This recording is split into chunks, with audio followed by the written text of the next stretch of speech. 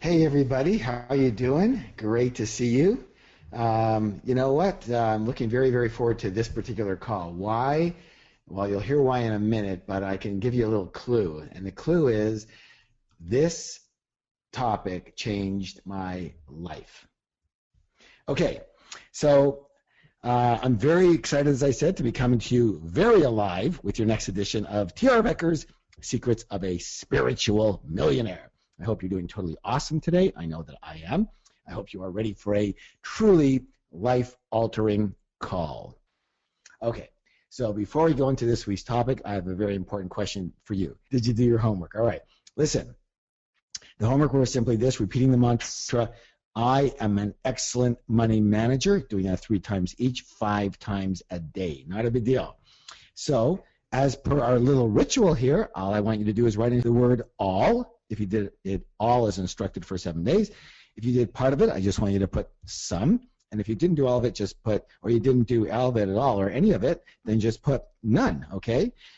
Go ahead and do that. Just all, some, or none, and it's okay either way.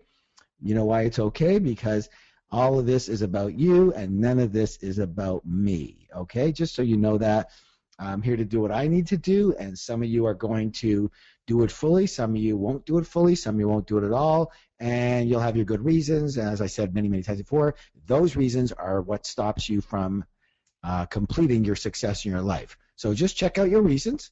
No big deal. I'm not dissing you or anything like that. Just write down your reasons. You're right, why you only did some of it or why you did none of it. And you look at the reason. In fact, write it down on the mirror in lipstick so you can see it all day long every day. That reason will be the reason that you are not as successful as you'd like to be. And some of you are very successful, but not as successful as you'd like to be, or you would not be on this call, I suppose.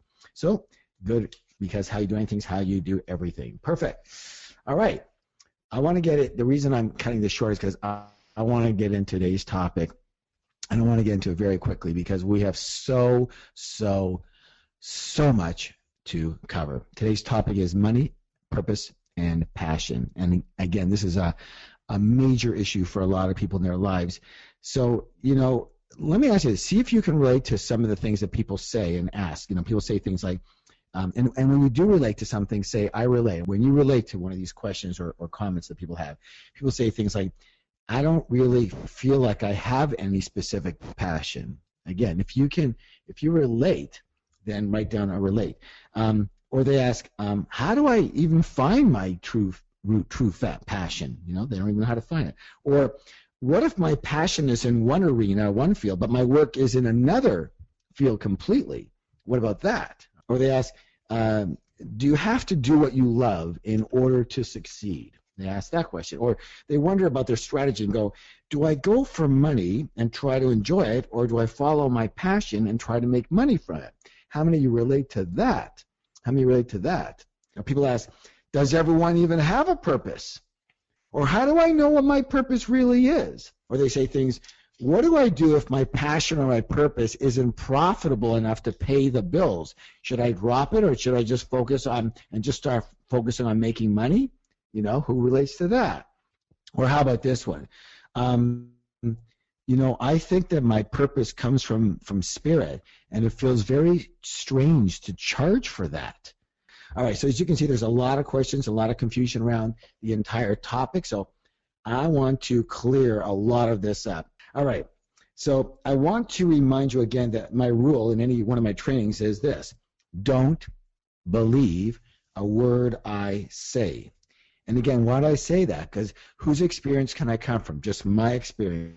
It doesn't make it right, it doesn't make it wrong, it doesn't make it true, and it doesn't make it false.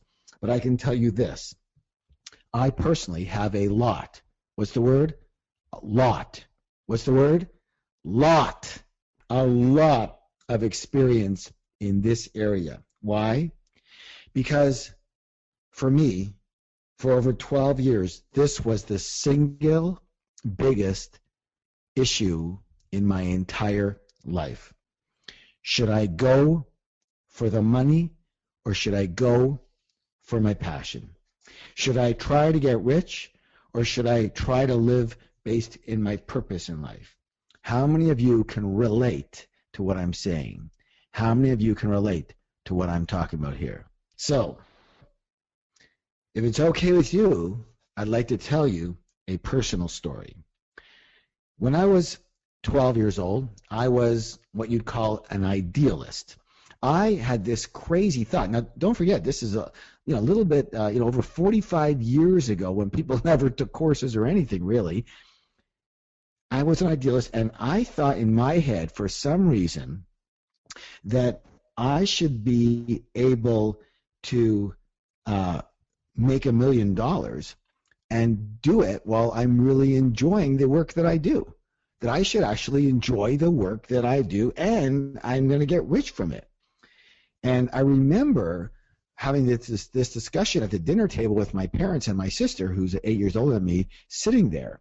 And when I said, of course, I'm going to get rich. I'm going to do what I love to do, and I'm going to get rich at it. And my parents laughed. They actually laughed at me, and they said, "Harv, you are a naive boy. The world doesn't work that way." Now, remember, of course, my parents came from Europe, and they worked very, very, very, very, very hard, and they struggled just to survive. And they said the world doesn't work this way. Here's what they said to me: work is work, and play is play, and never cross that line. And what they told me was that work and enjoyment are completely separate. And you work hard to make money 6 days a week, and if you're lucky, you take one day off, Sunday, when no one else is working at that time, to enjoy yourself. Okay? So you work for 6 days really hard to make money, and one day you get for yourself to enjoy yourself and your family. And you know what? By the way, I want to see, did anybody here get some kind of message that was similar to what I got? Especially for those of us who might be a little bit older than, say, 40. A lot of us got that message when we were young. So I spent the next 12 years doing any job and choosing any business to do what? Make money. And you know what happened after those 12 years and during those 12 years? Not much. I wasn't very happy, and I was very, very broke most of the time. And you know what happened to me? Because I was so frustrated, and since I was pretty well broke all the time anyways, and it wasn't working, I thought that, hey, you know what? Let me just do my next business or whatever comes up for me just for fun, just because I really like the area. And in the meantime, while I'm looking for something else, a big business to get into, something that on trend and everybody else is making money with, which is was my strategy at the time, then let me just do this while I'm kind of waiting here.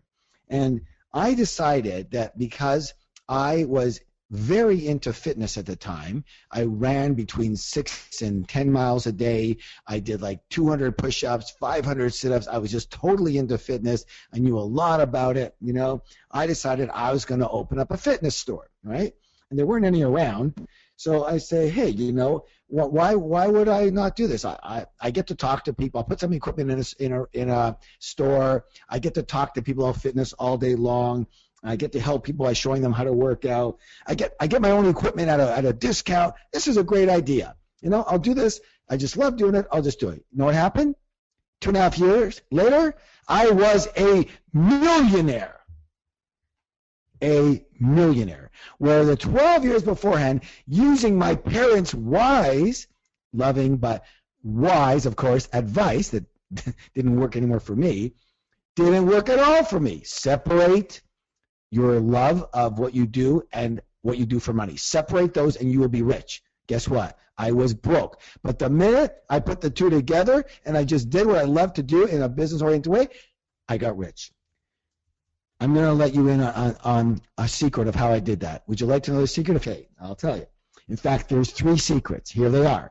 These are important. You should be writing these things down, by the way. Now listen closely. Secret number one. Because I was doing what I loved, I was in my heart. In my what? In my heart. And because I was in my heart, and because the heart, listen closely now, the heart is connected to spirit. the universe supported me, and good fortune came my way. Secret number 2. Because I was really trying to help people and actually came from that space of just wanting to help people in the area that I really believed in, I was living my mission. The mission that I believe Spirit, listen closely, Spirit gave me. And the universe then supported me, and good fortune came my way. Secret number 3. Secret number 3. Because I had spent so much time and energy and money learning the skills of business and marketing, and because I put those skills into practice on a day-to-day, hour-to-hour basis in my business, the market supported me, and good customers came my way and bought what I had like crazy. So, the key again, I was doing what I loved, so I was in my heart.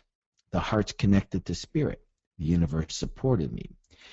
Because I was there only trying to help people, and coming from there, I was in my purpose, living my purpose.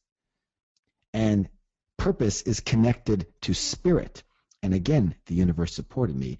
And third, because I was using my business skills, the market supported me. So bottom line is, I blended and combined my heart passion with my spiritual purpose and my down-to-earth business and success skills. And the result was that I became a millionaire in money and spirit. In short, a true spiritual millionaire. A spiritual millionaire. And now I've been able to help tens of thousands of other people find their purpose, find their passion, and combine them with success skills necessary to create wealth. So if you are ready, let's get to some of the questions that we use to guide us and that can take you to this promised land. How many of you would love to combine and blend your passion, your purpose, and your wealth? So if you're excited, write down, I'm excited, because I am excited, I'm passionate, but I am excited. Now, again, remember, very important, regardless of whose name is in front of the question, and by the way, we choose the questions based on the fact that everybody will relate to them and the lesson that comes out of them. We don't just choose a question because, oh, this is a nice question. We get a lot of questions, but we choose them based on what will pertain to everybody. So again, the key is not to ask, does this pertain to me? I can assure you that it does. The question to ask yourself at least 20 times during the next hour is, how does this pertain to me in my life? Where and how can I and where will I use it? Are you ready? Everyone take a nice deep breath with me. You know, some are going, okay. I said breath. Okay, nothing else. Okay, just breath. Okay, here we go. All right. The first question, I thought was a perfect question to start with, comes from Alan Chen.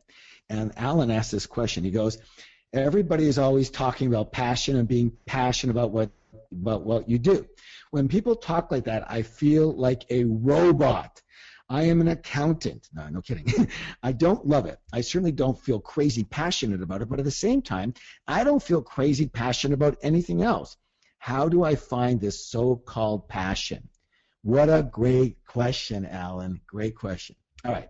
So let me start by saying this for everybody. Passion is a very, very powerful, it's a very strong word, isn't it?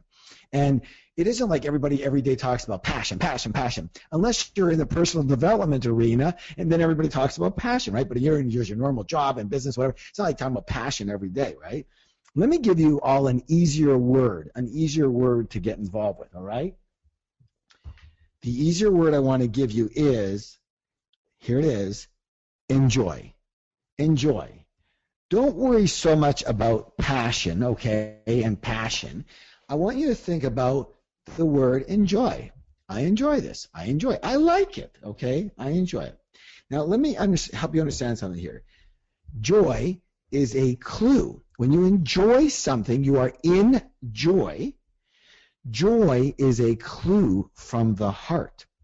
that you're doing the right thing, and the heart is connected to spirit. That's why, again, this is all part of the spiritual millionaire. So again, now I want you to understand something. Here's a good way to figure out, again, how do you find your area? Do you enjoy it? Do you like it? If someone says, hey, do you like this? You go, I really like it. Do you enjoy it? Yeah, I really enjoy it. You go, no, I don't like it. Then you don't. That's not it, okay? It's as simple as that, all right? And here's another way that I feel is very, very powerful, and hardly anybody talks about this. Does it, write these words up, does it light you up? Does it light you up? Now, that's powerful because the word light is a double entendre and means, does it excite you? Does it light you up? Does it give you energy, or does it take away and detract from your energy? Now, again, light is connected to spirit. Understand? Light is connected to spirit. So does it light you up? And here's one way of telling.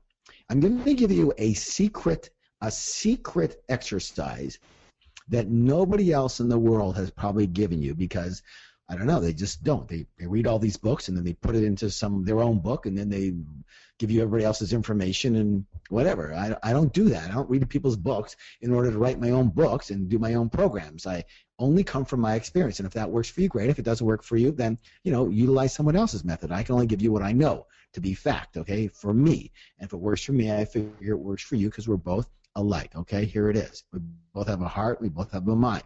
So here's the way it works. If you're not sure of an area, and by the way, I do this in some of my seminars. If you're not sure if something is an area or not, all you have to do is this: go to a friend, or your husband or your wife, or your boyfriend or girlfriend, or just any friend, and talk about it. Talk about the area. And if you feel excited and it lights you up, in other words, you feel lit up, you feel on fire. Your voice is even an inflection. It's like, I'm going to give you a good example. Listen closely here.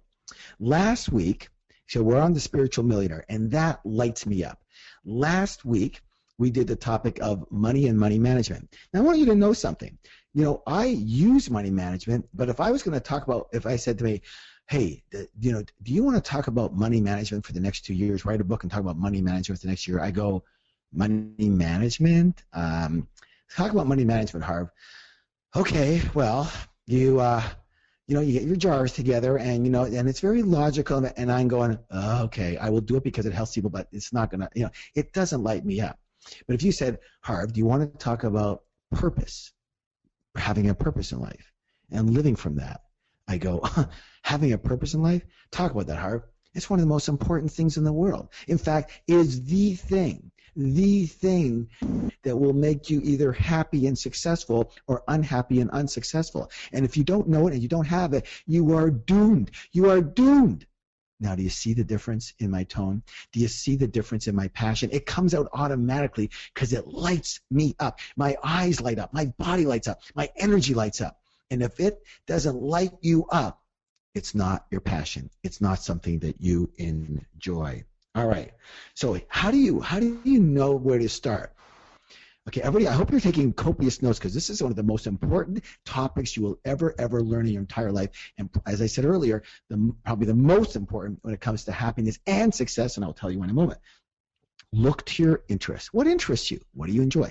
Look to your natural talents. What are you naturally gifted at? What are you naturally talented? What are you just good at? Just naturally, you picked it up and you're pretty good at it. What are you good at that other people, are not so great at? What do you enjoy? What interests you?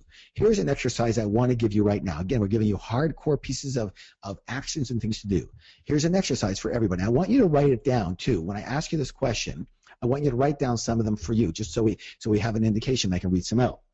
What are 3 magazines that if you went to the store, and the store had all kinds of magazines on every single topic in the world, what are 3 magazines that you might buy? If I said, here's $20, go buy 3 magazines. What magazines would you buy? I want to see what people are saying here. All right, let me see. What magazine? Money, Forbes, and Fortune. Thanks, Anthony. What else? Psychology Today, says Candace. Art. Very good, Noel. Self-help, Kathleen, perfect. Nature, leadership and royalty, woodworking, I love it. Wired, Oprah, which is again personal development, right? And women's issues. Health, gardening, cooking, architecture. Do you see where I'm coming from? Decorating. You guys, I love you. Those are such good answers. Fitness magazines, trading, ceramics, monthly, wedding magazines, robotics. Beautiful Apple products, how to be happy magazines, real estate, fashion. So good, so good. You see, because if you're willing to buy a magazine to read about it, there's a really good chance that area interests you. And if that area interests you, that is a really good clue to your passion, to doing what you love, all right? So let me give you some of the magazines that Natural Geographic, Martha Stewart, Live Happy. Let me give you some of the magazines that I would buy. When I go to the magazine store, I buy a business magazine. I'll buy a golf magazine. I will buy a yoga magazine. And I'll buy something called Shambhala Spirit, which is a spiritual magazine, a Buddhist magazine. And no wonder I teach what I teach. I teach business. I teach spirituality, right? And it's perfect. And again, it doesn't have to be every single one you do, but that's a good clue, all right? And I also want you to, here's another clue. Are you ready for another clue? Say, I'm ready. Are you ready for another clue? I'm ready. Okay. I want you to look to an earlier time in your life when you didn't worry about money. What did you love doing? What were your interests then, all right? Again, this will give you a clue to your natural talents. So 2 good questions I want you to ask yourself. Here's the questions I want you to write down and ask yourself. And in fact, I want you to see some of your answers right now. What would you do work-wise if money was not an issue at all? It was not even a concern. The world didn't even have money. What would you do for work? Okay, you want to serve people and you want to do what you enjoy. You just love doing it and helping people with it. If money wasn't a concern. So here's sing, travel, craft, writing. Again, what would you do for work? Bossing people around. Travel. What would you do for work? Well, remember, work. So when you say travel, that's great, but can you do that for work? And here's your answer, Delphina. Yes, you can. You can travel for your work and business. Animals. Can you do that for work? Yes, you can. Music. Can you do that for work? Yes, you can. Hike. Can you do that for business and work? Yes, you can. Care for the sick. Can you do that for work? Absolutely. Coaching. Yes. Absolutely. Health. Yes. And here's another question. What would you do, and you've heard this question before, if you knew you could not fail? What would you do if you knew you could not fail? Let me see some more answers. What would you do if you knew you could not fail? Numerology, yoga, teach, magic, babysitting, reading, beautiful. Reading, oh, can I make money reading? Yeah, in fact, we were just coming back from San Francisco, and we were sitting beside an editor who makes her money reading, and then, of course, editing what she reads, okay, and telling people what works and what doesn't. All right, so thank you very much for participating in that. Beautiful. Here's what I want you to do, everybody. I hope you got a lot out of that, and a lot of little clues as a great start. Put your hand on your heart and say, I am a spiritual millionaire. I am a spiritual millionaire. Write it down. Everybody needs to write it down. I'm a spiritual millionaire. It makes it stronger when you write it. Let's get another question answered. I hope the first one helped you. Carla Vanessa, she asked this. However, I'm 45. I've been working about 3 years to try to discover my purpose, but the things that I love to do seem to be like leisure. I could mix them into business or work. How can I turn my passion into business? And again, that's what we've been talking about right now. So, first of all, that's the goal. Good question, Carla, because that's the goal for everyone. Listen, to turn your passion and your purpose into your work, into your business, if at all possible. That, to me, is the ultimate. Now, not everybody's going to do that. Some are going to go, you know what, I just can't do that. I'm in a job, and I'm not passionate about it, but I need it, and blah, blah, blah, and I don't see, I can't work at that. But so, maybe you can do your purpose in charity or something like that. That's true, too. But you know what? I really don't buy that. I believe this. I believe every single person can do a job or a business that you love, that is on purpose, and that because of that will allow you to make money. All right? So, first of all, here's some of the solutions for Carla and everybody else. So the first question is this. So how do I turn, what I love in my leisure into my work or my business? So again, go back to how you make money, Carla and everybody else. You do what? You solve problems for people for profit or for pay, understand? So you need to solve problems for the people and create a successful business out of it. And again, there's a lot of leisure type activities that people make a lot of money with because they solve a problem for people, right? Here's an example. You know, a lot of you know that I have a home in Maui. It's actually in a place called Kapalua, and we have a friend. His name is George, and George has a very large home. I don't know what it's worth, maybe what, $7-8 million bucks in the neighborhood. And he's a really nice guy. And George, what's George's story?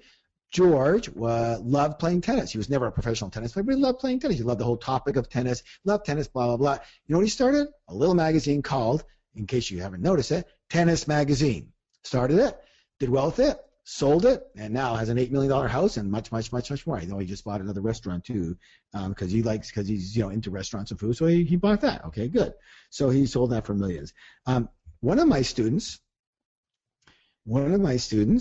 his love was just simply going to the beach. He says, I can't make money going to the beach. I go, really? He comes to one of our programs called Life Directions. He did one of the exercises, and in the exercise, it talks about analogies for what you love doing anyways. He goes, well, an analogy for me is, is people make money, hiking. How do they make? Well, how do they make? Because they give people information on hiking trails. How many hiking books are there? How many hiking websites are there, et cetera, et cetera? So, in fact, we're in Tahoe at our other home in Lake Tahoe, and we have 3 hiking books sitting on our coffee table. Right? Somebody wrote those. Somebody's making a killing with those. That's just for Lake Tahoe. There's hiking books for every single place in the world. You can go around the world and hike and write about where to start the hike, what to watch for, where to make a right turn, what you describe it, et cetera, et cetera. Is it easy? Is it hard? That's a hiking book. Guess what? He is now doing this, publishing a book called Beaching. It's called Beaching, and it's all about where to find the best beaches in the country. And then he's going to go all over the world, okay? And where the restaurants are at the beaches, and what to do at those beaches, and where there's rental places, and all kinds of stuff. He couldn't believe that he could make a fortune going to beaches. Understand? Whatever you love, you can make a fortune and combine it with a business. All you have to do is figure out people who go and want this area, what problems do they have, and how can you help them? Everybody right now, take a nice deep breath and go, I can get rich doing what I love. Say that with me. Write that down. I can get rich doing what I love. Write it down. I can get rich doing what I love. All right. Hooah. Everybody put your hand on your heart, please. And repeat after me. I am a spiritual millionaire, and write it down. I am a spiritual millionaire. All right? Very good. Beautiful. Okay. Next question we're going to answer is this one. I hope you're all getting this, because this is critical. Again, I use specific names for specific questions that give generalized principles and specific actions for everybody to do. Here we go. And by the way, it's possibly inspiring for you to know that some people can make money on hiking, some people make money on tennis, some people make money on beaching. Come on, if they can do that, you can do that too. All right. Farinda Akadiri says, Dear Harv, I love what I do, and I could do it for free if I had no financial obligations. Wow, that's different. But when times are tough, I feel like I'm off track and I focus on money. What can I do to stay in the flow of living my purpose, no matter what, and not see people as numbers to reach my financial goals? All right. So you know what? It's a little bit. Thank you for being honest, Farida. So she's saying, wow, I all of a sudden start seeing people as numbers to reach my financial goals. Farida and everybody else, listen up. I want you to see people as numbers. I want you to see people as numbers, but not to reach your financial goals, but to help as many numbers of people as you possibly can. You see, you have to focus on how what you're doing, your passion is serving and helping other people. I've said this 100 times. I'll say it another 100 times. Make that 1,000,000 times until you get it. The money is a result of helping people. So, Farida, instead of putting a focus on yourself, all you have to do is putting your attention on helping as many people as possible, and you will earn as much as possible. Difference in income between a lot versus a little. Listen closely.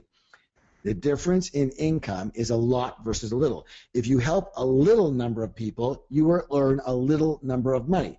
If you help a lot of people, you will earn a lot of money. So again, focus on the number of people, but not on seeing them as how they can help your financial goals. That is a result. Help a lot of people, you will make a lot of money. Focus on numbers. I want you to see how you can help more people, create systems, create leverage so that your business works without you.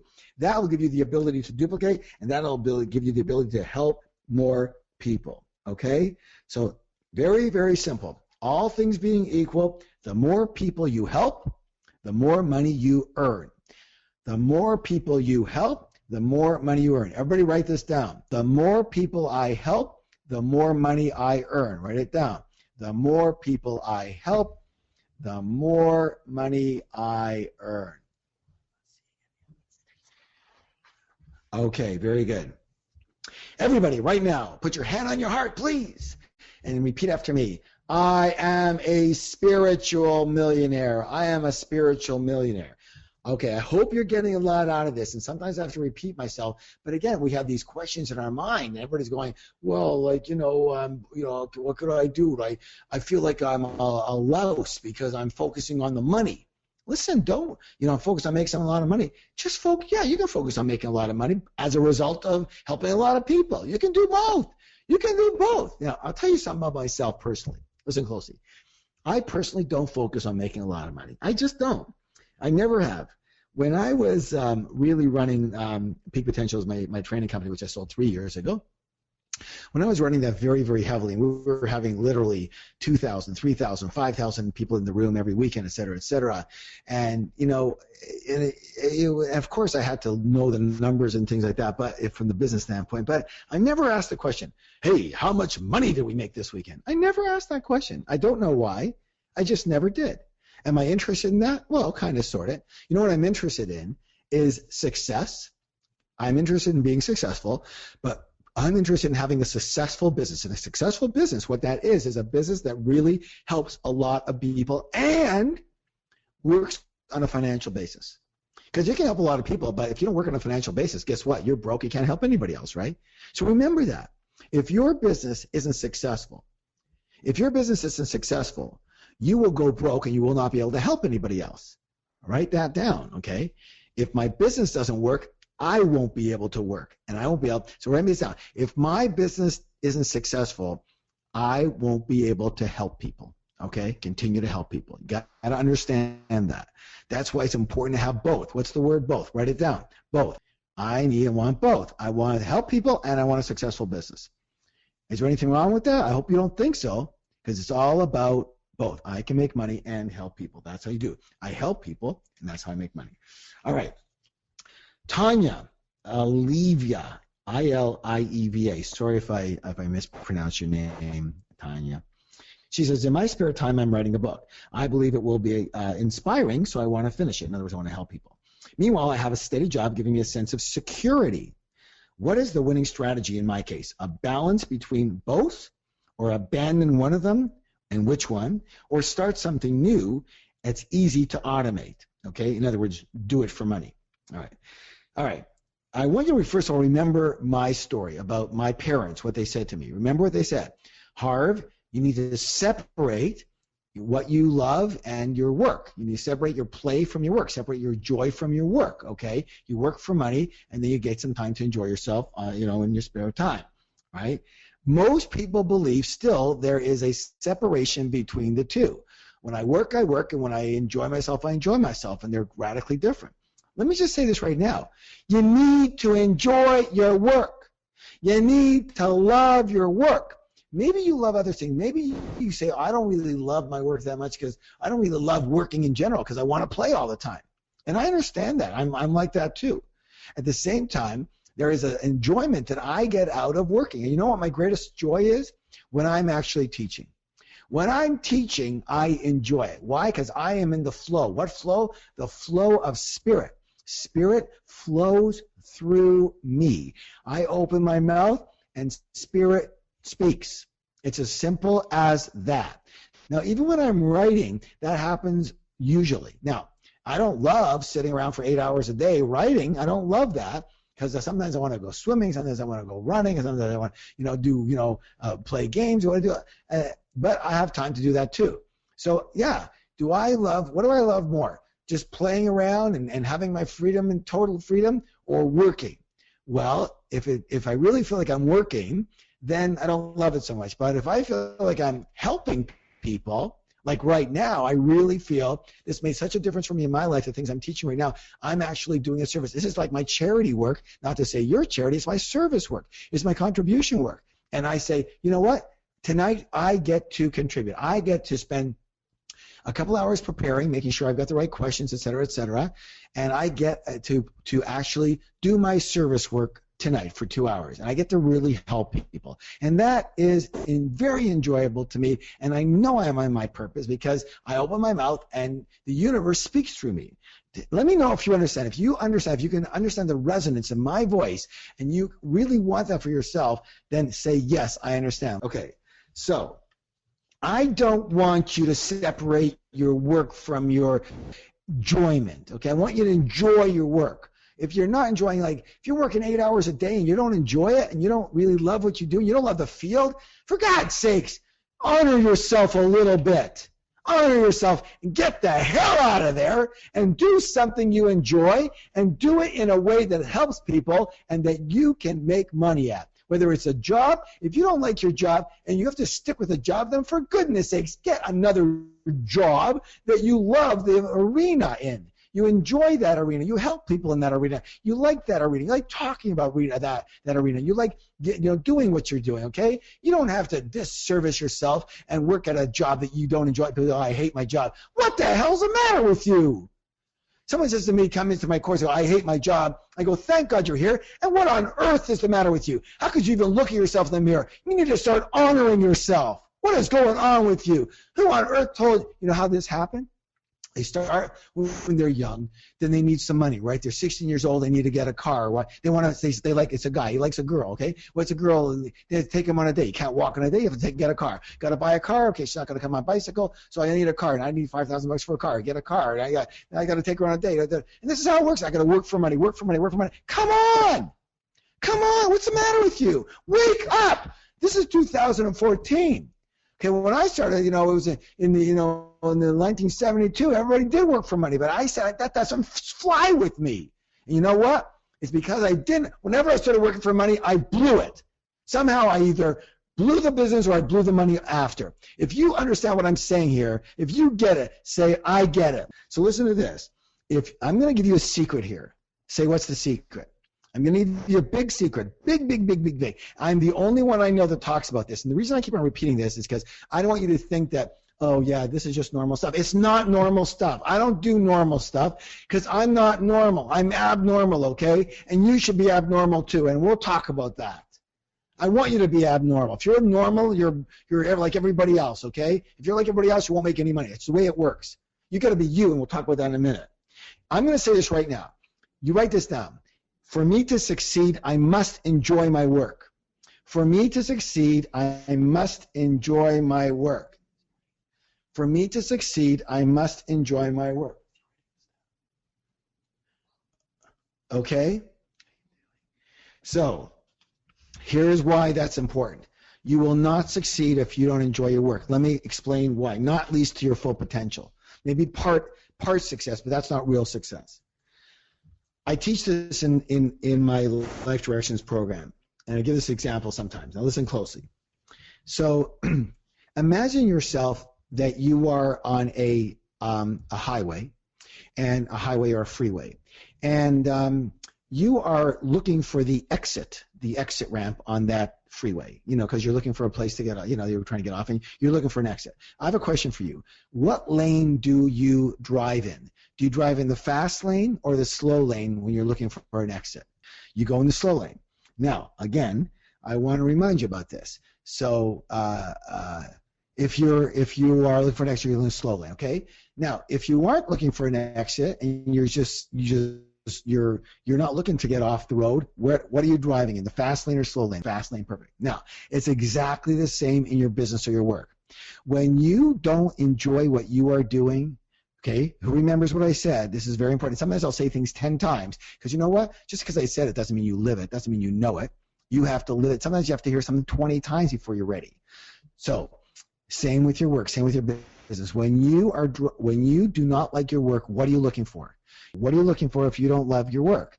You are looking for an exit. That's why you go in a slow lane. That's why your business will never succeed to the potential that it possibly has. That's why your job will never succeed because you're always going in a slow lane because you're looking for an exit. What do you need to do? You need to do what you love. When you do what you love, you're not looking for an exit. You will drive in what lane? You will drive in the express lane to success. If you understand what I just said, say, I understand. Say, I understand. I hope that for a lot of you, this story, for a lot of my students, this story changed their life. It changed your life. You must do what you love to do in order for you to succeed at the highest level. Period. Over and out. Put your hand on your heart. Repeat after me and write this down. I am a spiritual millionaire. I am a spiritual millionaire. Go ahead and write it down, please. I am a spiritual millionaire. Okay. Here's another question that we can use. This is what I was talking about earlier. Jernaja Kropse. I'm sorry I mispronounced your name, okay? I have an insane passion for a joyful, abundant life. I created an e-course and tried it with 6 people for free, and it was a success. I also have a book on it. I want to start it as my own business, but I have no budget to start with, only products, knowledge, and a passion. Looks like nobody believes it will work except for me. Do I go for it? Well, first of all, let me say this to everybody. I don't have a budget. What budget do you need when you're offering information? Are you kidding me? You don't need any budget. All right. You know, I've never even started any business with more than a business card, if that, for $20. I don't start with businesses for a lot of money. I don't believe in it. No, I'm not saying it's wrong. I just don't do it. For you to think that you need a lot of money to start a business is insane, okay? If that's the case, start a different business, all right? Or start it in a way that doesn't need a lot of money. For you to not start a business because you don't have enough money is also insane. That's what's really insane. Okay, number 2. Here's the deal. Do I go for it? Well, why wouldn't you go for it? Why wouldn't you go for it? Because you're afraid, that's all. You said that 6 people liked it. So first of all, obviously try some more people and see how it works out. But if people like it, then why not go for it? So first of all, when you say this, you say, I have an insane passion. Listen, everybody, I have an insane passion for a joyful, abundant life. And here's what I find when I do my Train the Trainer courses all the time. One of them is called Making the Stage. I get to hear people's titles of their programs individually, and I get to say yay or nay or whatever it is. You know, they go, the title of my program is called Living a Joyful and Abundant Life. And I go, that stinks. It stinks. Why? Because nobody talks like that. You know, living a joyful and abundant life. Maybe that's a subtitle, but it's how catchy is that? That's a snorer, okay? So first thing, Jernaja, you need a hot name. You need a hot name. And if you believe, you have to come up with a hot name. I don't know. Come up with something that's got to be, something that's got to be quick and easy. Something like The Power of Passion. There you go, just like that. Boom, there's a hot name. All right. Now, secondly, you say, and the subtitle will be How to Live a Joyful and Abundant Life. Beautiful. Now, the second thing is that you say that other people, don't believe in your work. But here's the thing. You also said 6 people tried it and loved it. So let me ask you a question, and this is for everybody to understand. Everybody listen up. So Janaj and everybody else, who are the people who are saying that they don't believe in you? I'm going to make a guess, an educated guess after having over 1 million. How many? 1 million different students. Here's my educated guess, that the people who say it's never going to work are people that are not even in your target market. Who are they? Your mother and father? Your brother and sister? Maybe they're not into it. I get it. No problem. There's a good chance you're insane about this because you maybe even come from a family that lives a stoic and boring life. Who knows, right? Because I don't know. But I'll say this right now is don't worry about those people. Don't worry about the people that are not your target market. You're not selling to them. You never will. Don't try to approach them. Listen, I'm going to give everybody a business clue. You want a business clue? If you're ready, say, yes, I want a business clue. Say, I want a business clue. Here it is. Listen closely. Don't even try to market and sell to people who are not in your market. Only choose your own little niche, only the group that are really interested in what you do, and only try and sell to them, and only try and do business with them. Don't even try to do business with people who aren't interested in what you do. You know why? You're going to get a lot of rejection, and you're going to give up. A lot of it, people in network marketing are perfect with this. They go to everybody and they go, hey, I've got this product and blah, blah, blah. They'll go to somebody who's like, they're perfectly fit and they're in great shape, and they'll go, John, hey, John, I've got this product and blah, and, and the guy, and it's a weight loss product, and and the guy goes, well, no thanks, everything. Oh, John rejected me. Well, John isn't fat. John doesn't need your product. Yeah, well, John needs the income. It doesn't matter. If he doesn't need the product, he won't be a product of the product. He won't be passionate about it because he doesn't need it and use it himself. He will fail at it. Do you understand? Come on, everybody, wake up. This is obvious stuff. Obvious when you're rich, because I look back and I go, I did that too. I did that. I tried selling my thing to everybody. And everybody goes, no. You know what? I used to sell vacuums vacuum cleaners when I first started out. I hated it because everyone said no to me. When I started, I would go in there and I would say, hey, I'm with this vacuum cleaner company. Can I come in? And they go, no. Then I please. They go, okay, because I measured them, so I come in. I show them this vacuum, and then they go, my vacuum is perfectly fine. I don't need another expensive vacuum. I go, oh well, but what my first sentence should have said when I knocked on that door? Do you own a vacuum? And if they say yes, have a nice day. Well, your vacuum's better. I don't care. They're not even in the market, or they could have gone somewhere else.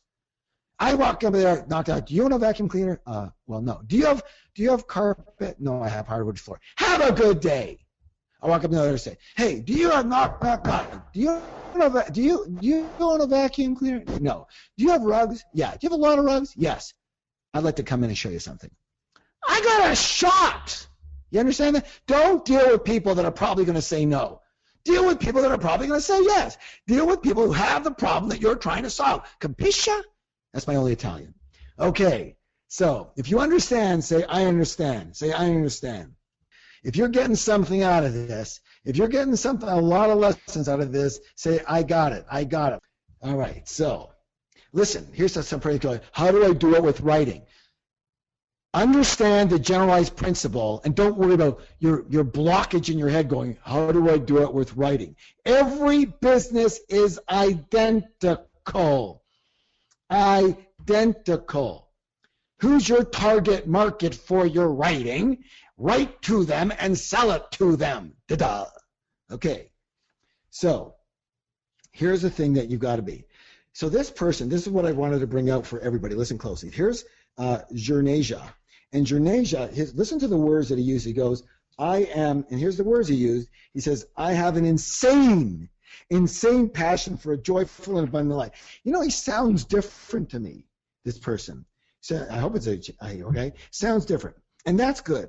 Because here's what I want everybody, this is the lesson I want to bring out here. I want you to remember that the key to success is to be unique and different. It's not to be the same as everybody else. You need to be unique and different. Everybody listen up. The work you do and how you do your work should speak to your DNA. It should resonate with you. It should express who you are and your uniqueness. And your uniqueness, the uniqueness that you've got, aligns with the universe. And the universe aligns with spirit, and that's why it's a spiritual element here. Because everyone is unique. There's not one person that's the same as everybody else. Even twins are unique in their own way. Every single person has their own thumbprint. You know that. Understand? And so your uniqueness is what aligns with your spirituality. It's what aligns with your heart. It's what makes you different. And everybody was put here for a different reason. Right? Now, you have to understand this. I want everybody to write this down. Write this down. I do this. I teach this in my train the trainer training, and I teach it. It's one of the first things I teach, and everybody flips out when I write it on the flip chart. Here it is. Write it down. And write it down in your notes, and write it down in notes where I can see you. Normal is boring. Write it down. normal is boring. All right? Now, that's why I want you to be abnormal. I want you to be different. I want you to be just the most you can possibly be. You know, the things that make you unique, I want you to express those. I want you to put those out there even more. You know, how many of you know of a celebrity entertainer? Her name is Joan Rivers, and she just died a few weeks ago, and it's too bad. She was brilliant. She had a mouth on her, unbelievable. And you know what she said? Because she would just dish everybody, right? And she'd say, you know, this guy's soup, you know, looks like I just took it out of my garbage can, and the trash man wouldn't even take it. You know, that kind of. I mean, it was just crazy what she would say. But here's what. Listen to her quote. She said, "The key to my success is that I am willing to say out loud what everyone else is only thinking. I am willing to say out loud what everyone else is only thinking." You understand that? Look at me, okay? I can only talk about myself because I give you my own examples. Look at my style. People wouldn't say, "Oh, you can just meditate and just be, you know, relaxed and and sleepy when you listen to Harv." Okay, that's just not me, okay? It's not that I'm trying to put this on. When I'm teaching with something I'm passionate, or I don't teach it. So my style is intense. It's passionate. I believe I tell it like it is from my experience. I'm willing to put my beliefs out there. I'm not trying to get everybody's approval. I want to make it sure that whatever you get is high impact. What's the word? High impact. What's the word? High impact. So you frickin' remember it and start to do it. You know, isn't it interesting? The program here is called T.R. Vecker's Secrets of a Spiritual Millionaire. Now, if you were to hear that title, and you were going to sign up from that or register for that, and you didn't know who was teaching it, you'd go, "Oh, I wonder if it's like a Buddha kind of person, and I wonder if it's probably someone very quiet, and yes, you must be able to." Am I like that? Who yells while they're teaching spiritual anything, okay? Well, I frickin' do, and I don't care if people like it or not. Listen, people who like it will be on with me. They are my clients. They are my students. They are the people that will learn from me, and I will help them, and I will learn from them too, okay? The people who don't like it are not my market. They will never be my market. I am not going to change in order to try and impress and try to attract every single frickin' person on this world. You know why? Because there's 7 billion frickin' people. And guess what, my friends? There is no way, no matter how great I am, no matter how great a marketing I am going to have 7 billion clients. Nobody has 7 billion clients. And since I only am going to attract a small percentage of that, I only need to appease a small percentage of that. And those people will relate and resonate with me. And that's the way it is. And that's the way I am. Got it? Yes, yes, or yes. Okay. Don't change who you are. Be more of who you are. Don't try to be like everybody else. Oh, I should do it this way because everyone else is doing it this way. Screw them. Forget them. You want to be around energy that's different, don't you? Don't you? You always want to be around energy that's a little bit different. That's why every celebrity is a bit different. That's what makes them a celebrity. What's her name? Kim Kardashian? She's got a big fat ass. That's what makes her a celebrity. Woo, look at her booty. Now she's a bigger celebrity because she's got a big ass, all right? Beautiful. And look at even her husband. He speaks his mind, makes him a celebrity. Look at Usher. That guy can dance like the wind. He's not apologizing for it. That's why he's a celebrity. Look at Joan Rivers. She's a celebrity because she was a loudmouth, okay? Just be the most of who you are and go for it, for goodness sake. Okay, very good. Now, so here's the thing. And I don't care, even if you're quiet, then be quiet. If you have a quiet voice, utilize that. Just be yourself, okay? Don't apologize for it. You say to your class or whatever you're doing, you say, I speak very quietly. So you're going to want to listen very, very closely. And you're going to lean forward and barely even breathe while I'm talking. And if that doesn't suit you, you can always go to T. Harv Eker's class and make sure you bring some earplugs. Okay, let's get started. Do you understand what I'm saying now? Whatever you are, be the most of it, for goodness sake. Go for it. Take off those shackles. Forget about what your parents told you and what your friends are telling you. Most of those people are broke, for God's sake. You don't need to be like your parents. I'm not like my parents. I have the best of both of them, and I'm like me, and I got to express myself fully, because when I express myself fully, my spirit awakens, and people resonate with that energy, and they are attracted to you. And as Stuart Wilde says, when they show up, bill them. Okay, put your hand on your heart and say, repeat after me, I am a spiritual millionaire. I am a spiritual millionaire. Beautiful. Okay, so I want to talk a little bit about this question here is starts getting to a little more about purpose. Here's a question I think is just obvious, and it's from Gershon Goldheim. He says, I'm not sure if I even have a purpose. Does everyone have a purpose? Okay, this is my opinion, okay? It's not true. If it was true, you'd see a big red check mark in the sky right now wherever you live, okay? And it'd be blazing with fireworks all around it. My opinion. I've been around a little bit, but this is my opinion. It also happens to be the opinion shared by many, many, many wise people who are much wiser than me, okay? And they're and authors and teachers all over the world and in history. But here's my opinion. Everyone has a purpose. And you know why I think that? You know why I believe that? Because of nature. You see, I believe nature is the best teacher that there is. What did I say about, what did Merlin say? He says, all you need to know is simply take a walk through the forest and you will know everything you need to know. Take a walk through the forest and you will know everything you need to know. Nature is the best teacher. And then take a look at nature. In nature, even scientifically, everything in nature has a specific purpose. Birds have a purpose, and the spider they eat has a purpose, and the flowers have a purpose, and the bees that pollinate them have a purpose, and the oceans have a purpose, and the fish that are in them have a purpose.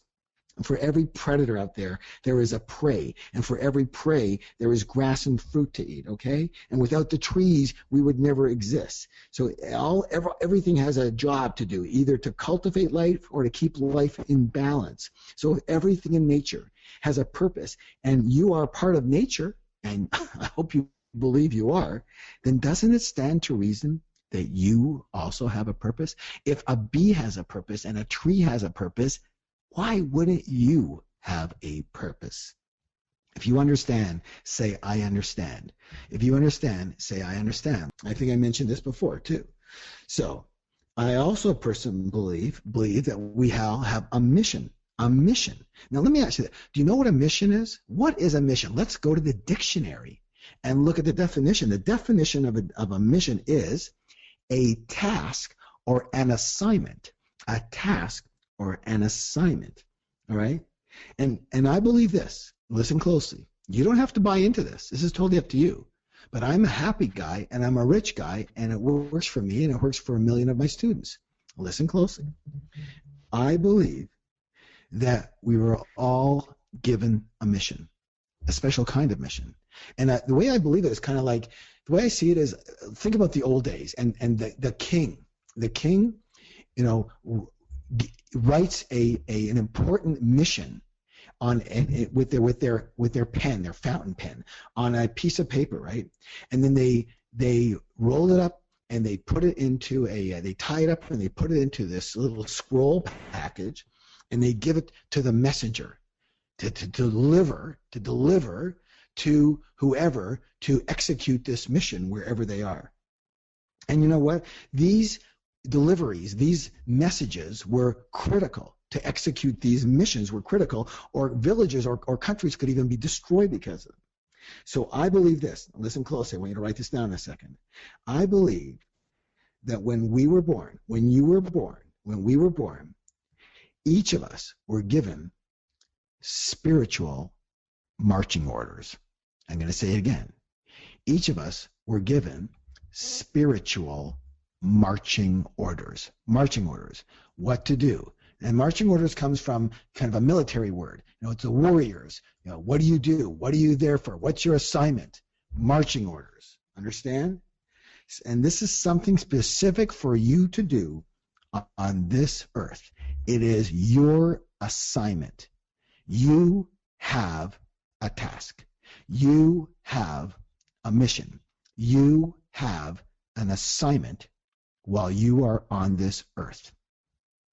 And the key to happiness and fulfillment and meaning and money is simply to fulfill your assignment.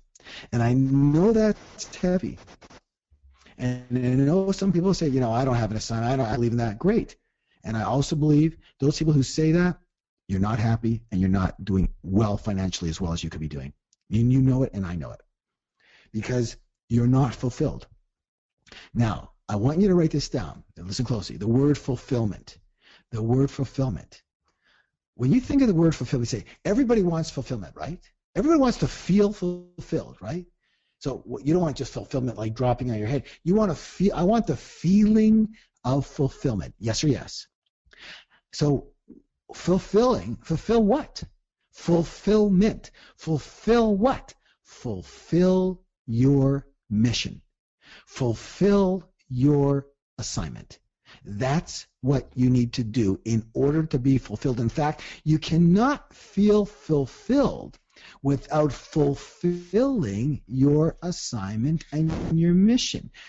If you understand this, say, I understand. Are you resonating with what I'm talking about? This is heavy stuff.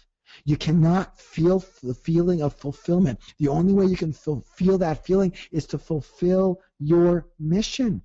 Okay? So, that's what you need to do if you want to be happy. Now, so when you do this, when you fulfill your mission, you are in alignment with the universe, and what the universe has given to you, what Spirit has given to you. And then you know what's going to happen? The universe will support you. The universe will support you in your happiness, and the universe will support you in your success. And when you don't, and when you do not fulfill your mission, and you do not do your assignment, then you are out of tune with the universe, and I guarantee something. Life will be very, very, very hard.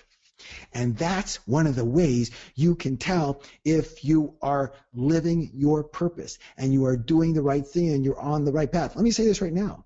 If you're on the right path, for some reason, and I can tell you what the reason is, it's called Spirit. Spirit helping you. Life feels easy. Life feels easy. Does everything always go with easy every time, every day? No. Do you have to still work hard? Yes. Okay? But it'll start coming. Everything will feel like it's flowing to you. And when it doesn't, you kind of just get back on track. But you'll know this is your right place. Put your hand on your heart. Say, I am a spiritual millionaire. I am a spiritual millionaire. Very good. All right. Someone says, who's that? Leroy. He goes, WTF. I wonder what that stands for. Is my mission. How do you find out? Leroy, I'm going to thank you. Because you know what? You have the same question as Antonio Buccio. He says, my heart is telling me I have a reason for being here. I just don't have a clue as to what that is. I feel so frustrated and it's weighing on my happiness and my self-esteem. How do I find my purpose? Very good, very good. Write these things down. I'm going to give you some major meat right now. We got a lot of meat so far, but we got them with potatoes and everything. I'm giving you, even sorry for the vegetarians here, I'm giving you lots of meat here. Listen closely. Number one, how do you find your purpose? Number one, this is what the person said. How do I find my purpose? Number one, you don't find your purpose. It's not outside of you where you got to go looking for it. You write this down. You discover. I discover my purpose. You discover it. Okay? You don't look for it as if it's outside of you. You discover as in uncover it because it's within you. It is within you. It is part of you. All right? Remember, you got spiritual marching orders when you came to this realm, when you came to Earth. So it is within you. Don't look outside of you. Look inside of you. Number two, another clue to find your purpose, again, is what allows you to feel the sense, the feeling of fulfillment. When I do this, fill in the blank, I feel fulfilled. Because again, you cannot feel fulfilled unless you are fulfilling your mission. And it doesn't just mean a sense of joy and satisfaction. That's part of it. You can achieve a lot and feel satisfaction. What makes you feel fulfilled? I am filled up with joy and happiness and light. What makes you feel fulfilled? Beautiful. By the way, people are going, can this be in your work and can this be part of your passion? Absolutely. I said from the beginning, you need to combine these things if at all possible. Then you live the life of perfection. Passion, purpose, profit, money. It's beautiful. What a great life. All right, next clue for you. Next way to find your purpose. I hope you're getting this. Look to what you enjoy. As I said that, you combine that. Look to your natural talents. Look to your natural talents. Things that are easy for you that are, not so easy for everybody else. The things that you just take for granted that other people just don't. They just don't do. Are you good with your hands? Well, I'm not. Are you good inspiring people? Well, maybe I am, but maybe some people are not. Are you good with, hey, John, you always look so great. Your fashion, the way you put together stuff. You know what? Most people look like schleppers. So, you're good at it and they're not. You see? So what's your natural gift? What are you just normally good at, right? So whatever it is for you. I want to give you a little quickie story, so I give you an example of my own here. So when I was young, they say hindsight is 20/20. Now I didn't know this when I was doing it, but now that I teach it, now that I live it, now I know it, and I can look back and go, this was a big clue, and I could have got it a lot earlier than the 12 years I was just, destroying my happiness and I wasn't making any money. So when I was young, I noticed that I always liked to help people with a little bit of advice, okay? But don't forget, I didn't know this at the time. Now I go back and go, when I was 13 years old, I got a set of clubs for my birthday, golf clubs. And my brother-in-law gave them to me, and I started golfing because I had a golf course, literally a 9-hole golf course and a driving range, literally 100 yards from my house. It was right across the street. And so I actually picked up balls there, I worked there, et cetera, and I golfed a lot. And I was self-taught except for one thing. I self-taught through books. They didn't have such thing as videos at the time, so you had books. And I read Jack Nicklaus's book and Ben Hogan's book on golf. And I, look at the pictures and everything, and I was self-taught.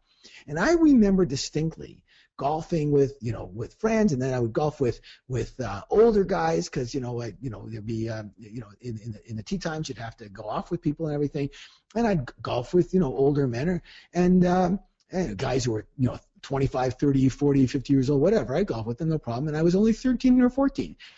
And some guy would hit the ball with a huge slice. That means the big curve to the right of the right hand, the big whacking curve out into the trees and all that. He'd be yelling and screaming, and I couldn't help myself. After a couple of times, I'd go, "Excuse me, sir." He'd go, "Well, what?" I go, "Hey, do you mind would you like to maybe hit the ball straight?" And he'd go, "Well, yeah, what do you know?" And he'd see me hit, and I'd be hitting straight, and Lon goes, well, what? And I go, "Well, if you just keep your left arm straight, but your right elbow tucked in, and try that, it'll go, you're slicing because your right arm is flying out, and you're coming across the ball, and just try keeping your left arm straight and your right elbow in." And he would do it, and he'd hit the ball straight as a line and go, well, Jesus, kid, you should be a golf teacher. You're only 13 years old. Wow, that's amazing. And I go, okay. And, I couldn't help myself. And even later in life, I would be, at one point in time, I was a pretty decent skier. And I was, I learned the trick to skiing. I learned a trick. I loved when I had a secret, sharing the secret. I was just me. I didn't know how to keep it in. And I would, be skiing, and I would see people, falling, and they'd be, slow and could barely stand up, and they'd be falling, and I would ski over to them, and I'd go, this now I'm, my 20s, go, yeah, are you okay? And they go, yeah, I'm having a hard time. I go, hey, I can give you a little tip if you'd like it, and I'd probably help you a lot. And they go, yeah, what's that? I go, you know what? If you keep both of your hands down the hill, that's gonna translate into your weight being forward on your skis, and that's gonna make sure that you're carving your turns instead of sliding, and that's gonna keep you controlled. So just keep throwing your hands as if you're driving a car down the hill. Keep them face down forward in the hill, and don't let your hand go back. Because you're letting your hand go back, that's turning your shoulder around, turning your skis around. That's why you're falling. And then, 10 minutes later, I see the person, and he give me thumbs up. Hey, that was awesome. What a great tip. Yeah. Okay, sure. And I would tell people, 10 people a day at that. I don't know. It was like my mission to tell people to keep their hands down there. Why? Because when either someone told me or I figured it out, I had to share it with other people. Of course, now I'm a teacher sharing the secrets that I learned. Does this make sense to everybody? Does this make sense to you? So, do what's your natural talent, what you like to do, what's good you're good at. Very good. All right, next, another clue. Let me give you a clue. This is a big one. Look to your past challenges in your life. Look to your past problems. Look to your past pain. And anything that you were possibly, went through a lot of pain yourself and you came out the other side. Maybe you're not perfect, but came out the other side and you beat out the challenge and you're doing okay now. That is often a clue to your purpose in life. It's very interesting because the universe works in very strange ways, and it might have put you and given you that problem so that you could come through it and then help other people. Look at me. 12 years, I was freaking broke. Don't forget, I wasn't like a guru at the time or a person who said, oh, money's not important. Frick, money was very important. All I want to do is be a millionaire, and all I was broke, and more broke for 12 freaking years. 12 different jobs, 14 different businesses, broke, and more broke. But I overcame that, and I became very, very wealthy. And now what do? What do I help people with? I help people overcome their money problems. Remember in the first session also, what I told you about my story about for so long I was broke, and then I couldn't make it, and so I went to the spiritual side of things, and I was going to become a monk and everything like that, and I was confused between the two, blah, blah, blah, and I finally found the answer to that, which was to embrace both parts of myself, the spiritual part and the financial part, the business part of it, the money part, and I overcame that, and now what am I teaching? I'm teaching Spiritual Millionaire. Duh! Do you see how that works? So listen closely. Whatever it was for you, maybe you overcame a weight problem. Maybe you overcame a money problem. Maybe you overcame you're building your own winery, and you had a lot of, it took you 3 months instead of 3 days, and a little in your garden, a wine patch, and now you figured out what to do, and you've got these secrets, and you can tell people, you can help people with it. Whatever was for you, just whatever came up for you as a problem and in your life, and maybe you had an addiction, maybe you had a self-esteem problem, whatever. Maybe you Michelle and I are always looking at things and going, geez, I wish, I wish someone would solve that problem, right? Whatever it was for you, especially your big thing in life, you need to help people with it. Michelle, my partner, she had at one point in time, she had a bit of a weight problem. She was always very thin. She was a gymnast, and then she just, said, hey, I've got to live my life, and then she went berserk, and she partied, and she ate, and she drank, and she did all those things in her early 20s, and then she had a weight problem. But she figured out how to lose that weight very, very quickly and healthy, and she talks to people all the time about that who are having weight problems. She tries to motivate them and help them with the real way to lose weight. Okay, maybe you had a relationship problem and now you figured out how to do that. Like my friends Paul and Lane Cutright, they are masters at this. But you know what? They came from having problems on their own, and then they start teaching other people. What about you? Okay, I'm looking for a way to heal my back. If I find a way to heal my back, frick, you can believe I will be helping people with that as best I possibly can, or teaching somebody else to do that so they can do it. The last way I want to teach you as a clue, listen closely here. The next one, here's the next clue. What do you want to see created in the world? What would you love to see created in the world? Remember, if you would love to see it created and you have an aptitude for that and you like that area, then do it. Then do it. Because you know what? You wouldn't have seen it if it might not be for you. Robert Fritz, he's an author. He wrote a book called The Path of Least Resistance.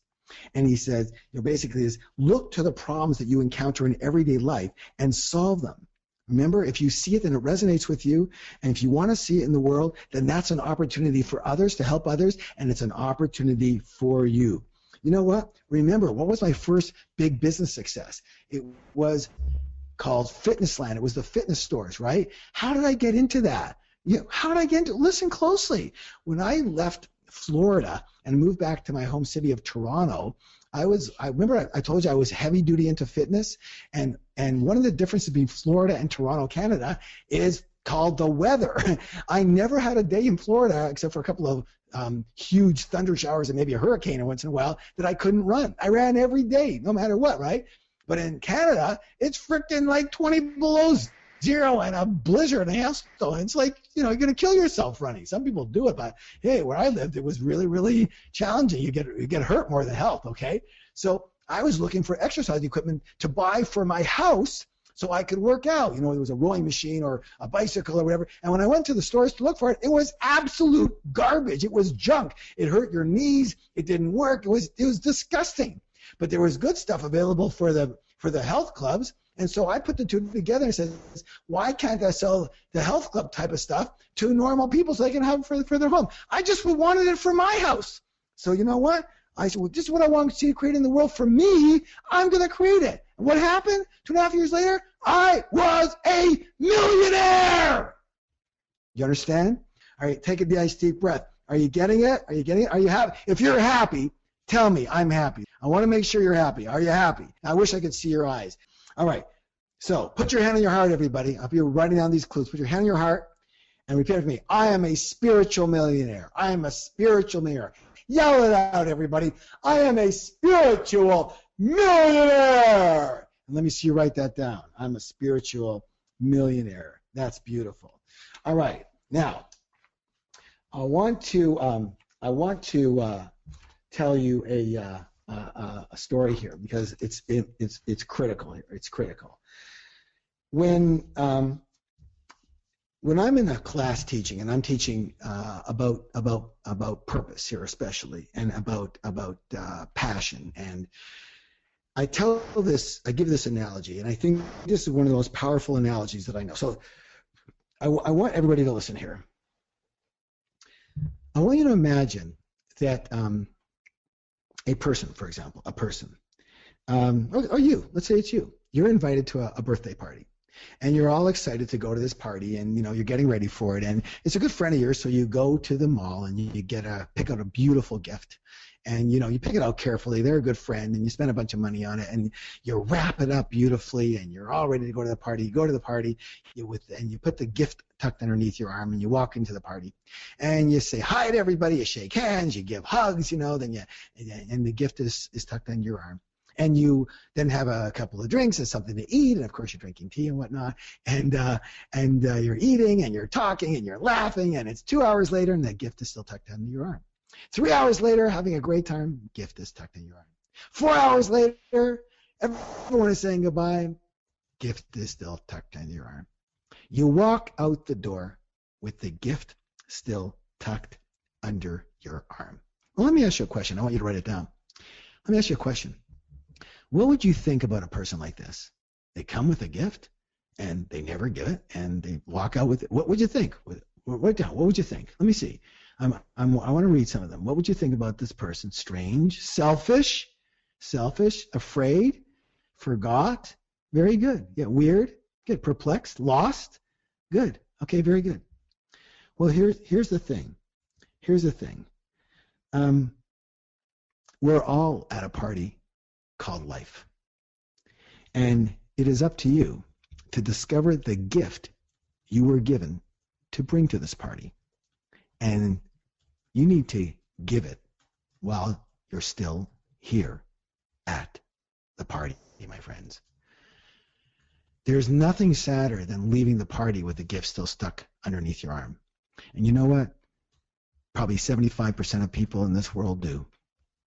They leave the party called life with the gift still stuck underneath their arm, and they never give it away. And here's the problem.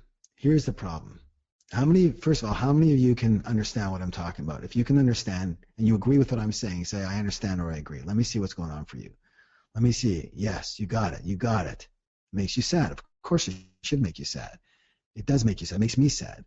Because there's so many people here that came with spiritual marching orders. They came with their marching orders. Those marching orders will not only help other people, but they will make them happy and make them rich. That's their gift. And they still leave the party with their gift tucked underneath their arm. Why? Why? Well, number one, they don't know. Number two, they don't even know that they have a gift. And number two, they don't know that they're supposed to give it. Okay? And they don't know what their gift is. Your gift, I've given you so many clues. Here's your exercise. I want you, when we're done here, I don't care what time it is in the day. I don't care what you got going on. You take 10 more minutes when we're done and you take out a journal, pieces of paper, and you journal all the clues that I gave you. You journal everything. And you decide what are some of your gifts. You don't have to get to one perfect one right now. Just what are some of them? What are some of them? What do you love? What do you love talking about? What do you love? What turns you on? That's all part of your purpose and your passion. Do they go together? They go together beautifully. Absolutely. Why not? They're beautiful. They both come from your heart. Of course they do. Okay? So, a lot of people, I'm gonna give you something that only the people who come to pretty well my Quantum Leap program, which is basically all my programs, usually at some point in time at Quantum Leap, I give this away, and I'm not going to tell this to you only right now, but I'll give you a part of it now, because I do have a very special surprise for you at the end of all the sessions. At the end of the 10th session, I've got something.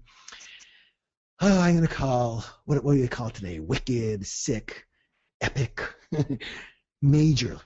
If you think you've heard good stuff so far over these 5 weeks, you wait till the last session near the very end. I'm gonna give you this piece, because every week I keep on pushing it over, because I go, this is big, and everyone needs to have this, and it's big, and I want to make it a finale.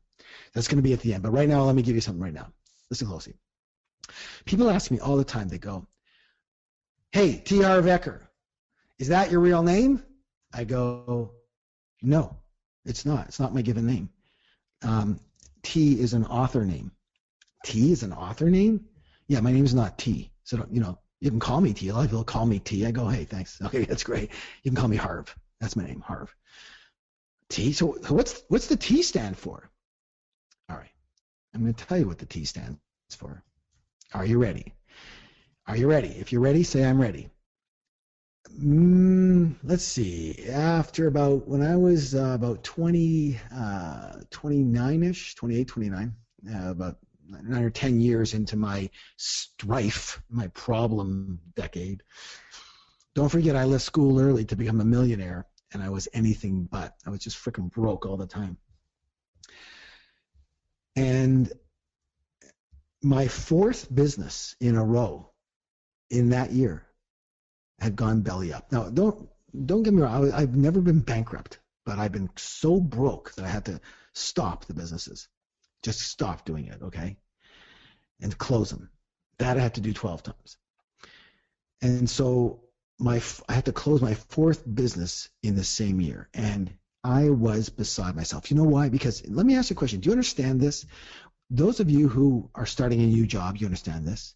Those of you who are starting a new business, you understand this. You're so full of hope, aren't you? You're full of hope, and you're full of anticipation and expectation, and this is going to be it. I'm going to be rich. This is going to work. If you know what I mean, say I know what I mean. If you can relate to what I'm saying, say I relate. I relate. Say I relate. Let me see who relates. Again, you're starting a new job. You're starting a new business. You're so excited, right? So can you imagine 4 times in 1 year being so excited and every single one of those turning into disappointment? I cannot tell you what it was like for me. I was so full of hope. My self-esteem was gone. I was so unconfident. I was depressed. I couldn't even look at myself in the mirror. I'm not kidding you. I went through I look at today and go, wow, me, Harv, now, I mean, that's crazy. But you know what? That's why I can relate to so many of you, because I know what it was like when I couldn't, I was trying so hard.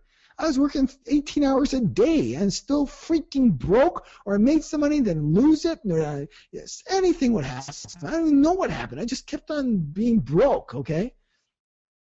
And finally, there was the last straw. And I was in my parents' condo in Sunrise, Florida. I remember this like it was yesterday. And like I said, I had a hard time looking in the mirror. When I looked at myself, I was despised. I said, what is the matter with you? What is wrong with you? You're an idiot. Like you thought you were a smart person. You're obviously very dumb. What's the matter with you? And so I didn't know what to do anymore. So, I covered the mirrors in my house. I covered the mirrors. I turned off all the lights. I just kept a couple of lights dim. And I sat in the frickin' living room. And for a while, I just watched television. I droned out for like 3 days. And then I couldn't even stand that. It was making me more depressed. So I turned off the TV, and I started reading a book. And it was dim light, and I stopped reading the book. And I sat there just in like limbo, just breathing, just crying and crying and crying. And I didn't even know what to do. I didn't know nothing. The phone would ring for all those 3 days. I'd never pick it up. And I don't want to talk to anybody. So finally, on the fourth day, I remember the phone ringing. I didn't have caller ID then. And the phone's ringing. There's no cell phones. And I didn't pick it up. It stops for about 5 seconds. It starts ringing again. 6 rings. Then it stops. Because it goes to a busy signal after that, and it stops. Don't pick it up. Starts again, stops. Starts again, stops. I figure, oh my God, maybe my mom died. Maybe so who knows what happened? I better pick up the phone. My God. So I pick up the phone, and it's a friend of mine. And I used to like this friend, but at this moment, I hated this friend. Why? This guy was like the world's Mr. Positive. Everything was always enthusiasm, passion, positive. It's going to work out. Be great. He was like, Zig Ziglar on steroids. At this point in time, I hated him. I go, this is the last person I want to talk to. I said, I can't talk to you now. When I found out who it was, I can't talk to you now. I'm busy. He goes, hold on. Are you alive? I go, yeah, you can tell I'm alive. He says, are you okay? I said, yeah, I'm okay. I'm okay. What do you want? I go, what's going on with you? Why aren't you didn't come to this meeting? We were supposed to get together to run tonight. You didn't show up. You've never been like that. Or what's happening with you? Tell me. I go, you don't want to hear. I go, tell me. And I tell him my sob story, in a fourth business, and I'm trying so hard, and blah, blah, blah, blah, blah, and I'm crying, and I'm saying, I'm sorry. I don't even know what to do anymore, and I'm shaking. And you know what he says to me? He says, Harv, he says, just stop for a minute. Just stop for a minute. And take a deep breath. And I did. He says, take another deep breath and fill your lungs up. Just so you stop crying so you can hear what I'm saying to you. And I did. And he says to me, he says, Harv, I have a question for you. He goes, how many of you are there in the world? I go, that's a ridiculous question. What do you mean? He goes, how many of you are there? I go, I don't know, one. I have a twin, one. He says, even if you did have a twin, would they be exactly identical to you? Not just in looks, identical? I go, of course they wouldn't. He says, I go, none. Okay, he says, so you're the only one of you in the entire world. I go, yeah, okay, fine. What's your point? He goes, how many of you have there been before you? In the history of the entire earth, in the hundreds of thousands of years, how many of you have there been before you? I said, none. He says, how many of you will there be after you in the history of the world? I said, none. He says, that makes you pretty darn special, doesn't it?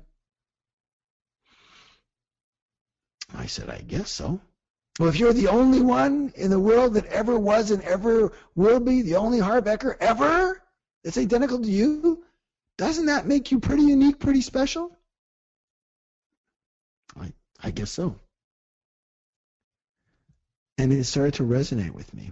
And he says, stop thinking about you and start thinking about how your specialness and your uniqueness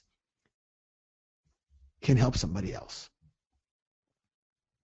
Stop thinking about what's the hot business and how much money can I make, and start putting your attention on just helping some people with any way you know how to help them. Just with your specialness, with your experience. He said, you just told me you just dropped 4 businesses in a row. You learned something, haven't you? I said, yeah, I know how to not do a business. He says, that's great. You know how to not do a business. That's for sure. I don't know if you know how to do a business. You know how to not do one. People need to know how to not do that. I guess so. I wish I would have known this earlier. He goes, that's right. Whatever you know, whatever you can do, just remember, you're the only one of you that ever was and ever will be in the entire history of the universe and the future of the universe. That makes you more than unique. You're in one in a trillion, 100 trillion. That's amazing. You're amazing. And he hung up the phone after he said to me, tell me what you're going to do about it. And then he hung up. And I took a deep breath. And I was in shock because I never looked at myself as special. All I looked at was what business is making money and how can I make some of it? And a lot of it. I never thought about the other way around. And so I started thinking. And I had my famous Post-it notes beside me. And all I kept thinking about was what he said to me. I am the only one of me that ever was or ever will be. I am the only one of me that ever was and ever will be in the entire history and the future of the world. I must be important. I must have some role to play here for somebody. For some people, I must be able to help some people. Some people will resonate with me. They have to resonate with me. Okay? And so I began to act that way. And with my Post-it notes, I was writing my name. I'm the only Harv Eker.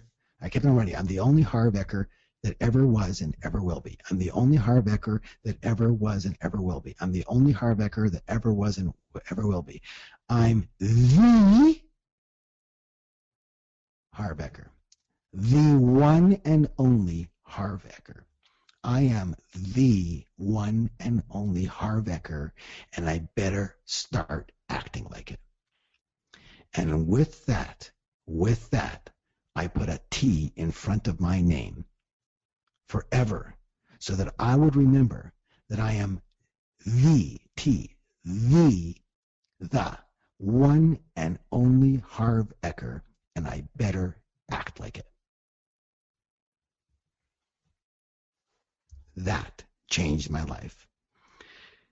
And now, what I do with a lot of my courses and everything, and people that are in my programs, even right now, even right now, I tell you to understand that and remember that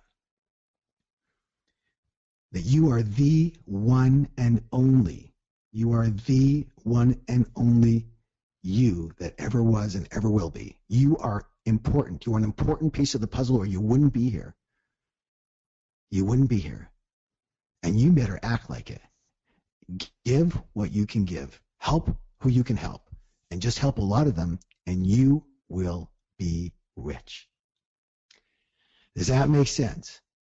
Does that make sense? If that makes sense to you, say, that makes sense, or aha, or I can relate, or yes, or whatever word just strikes your fancy right now. All right, put your hand on your heart and say, I am a spiritual millionaire. Spiritual millionaire. Okay. So here we go. Listen closely. It is time for our tooth path visualization. Take a nice deep breath. Close your eyes. Breathe in again. And exhale. And just relax. Just relax here. You beautiful people, just relax. You are a beautiful being. You need to know that. You're here to serve. You're here to help other people and in only the way that you can help them. Close your eyes. And I want you to imagine yourself at a fork in the road. And there are two paths in front of you. You don't know where it leads, but you take the path on the left. So I want you to start walking down this path. And soon as you walk down this path, as you're walking down, you realize this is the path of struggling for money, not enjoying your life, not loving what you do, not living your purpose, not feeling a sense of meaning or fulfillment, and not even being fully financially successful. And as you continue down this path, you are acutely aware that you feel stressed out and discontent and unfulfilled. And you seem to constantly be pulled in different directions. Should you just work at your passion, or should you just work to make money? Should you come from a place of service, or should you come from a place of success? Is work all about money, or is there really something more to it? You feel so confused. You feel like you can't win. Why does money have to be such a struggle? Why can't you just enjoy your life and stop worrying about it? Why does this stuff even have to exist? You realize that your lifetime clock is ticking and that you will not live forever. And you're fully aware that this road without joy and purpose is not serving you. And you're tired of it. And you're wasting your precious time on this earth. You're not fully happy and not nearly as successful as you know you could be. You feel so frustrated on this path. I want you to make this feeling of frustration stronger now, everybody. Make that feeling stronger. You're frustrated. Feel it in every part of your body as you're on this path, unfulfilled, not passionate, don't love your work, not living your purpose. And breathe this feeling of frustration in, and now breathe the feeling of frustration right out. Just breathe it right out. Again, breathe in, and then breathe this feeling of frustration and disappointment out. Just breathe it out with a nice loud sound. I want to hear you go, just breathe the frustration and disappointment out. Very good. And just when you breathe that out, feel the feeling of neutrality. Feel the feeling of nothingness. Feel the feeling of being empty in your mind and in your body, just emptiness. You're empty, but you're ready for something else to unfold. And as you're sitting there completely empty and open as you are right now, all of a sudden, out of the nothingness, out of the emptiness, you hear a voice. The voice is coming from your heart. It is the voice of higher wisdom. It is the voice of your spirit and the voice of the Spirit. It speaks subtly but very clearly and very powerfully, and it is speaking directly to you. Spirit is speaking to you now. The voice says, it is time for you to choose a new path in life. Go back to the beginning of the fork in the road once again. Do not think, just go. And lo and behold, you just seem to be there instantly. The voice now says, choose the other path. Choose the right side. For this is the path of money with purpose and passion. This is the path of financial freedom with emotional freedom and spiritual freedom and happiness. This is the path of true and complete and total wealth. The voice tells you to start walking down this path right now. that this is your path. And you were meant to walk this path, regardless of what anybody else told you about life. And as you do start walking on this path, you hear the voice following you. And it says, you have been led to believe a falsehood. You have been told that you cannot live based in your passion and your purpose and also become rich as well. This is a lie. For in fact, the only way to become truly wealthy is to blend, I repeat to you, blend your love with your livelihood and your purpose with your profit. Remember, money and riches are a reward I give to you for helping others in a successful way in terms of the work that you do. Remember, your passion, your joy is a signal from your heart. I am your heart. And your purpose is the mission that I gave you when I sent you here. Remember, I sent you here for a reason. I gave you a reason. I gave you marching orders that only you could fulfill. Only you, because you are the only you that ever was and ever will be, and I created you like that. I created you to fulfill the mission that I gave you that only you could fulfill to certain people, because only certain people will resonate with you. I repeat, certain people will resonate with you that will not resonate with anyone else. They would be able to hear the same message or get the same thing from someone else, but they would not hear it from them. They would not resonate with them. They would only resonate and will only resonate with you. Only you can help them, and I sent you to do this work. It is up to you to give your gift to the world. Giving that gift will bring you joy. Giving that gift will bring you a sense of fulfillment. Giving that gift in a way that many people desire it will bring you riches. That is a worthwhile earthly goal, to create money with meaning. Do you hear me? Money with meaning.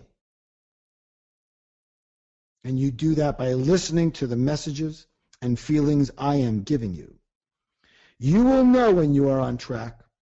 You will know when you are off track. Simply keep listening to my messenger and know that my messenger lives in your heart. You will know. You will know. It will feel right. And as the voice fades for now, you are stunned. You are stunned at how direct this was. No doubt, no ambiguity, no gray. You get it. It's been so simple. You must, not maybe, not possibly, but you must love your work.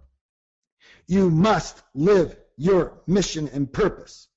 And you must do both in a successful way that creates wealth. This combination feels good. This combination feels right. Because it is right.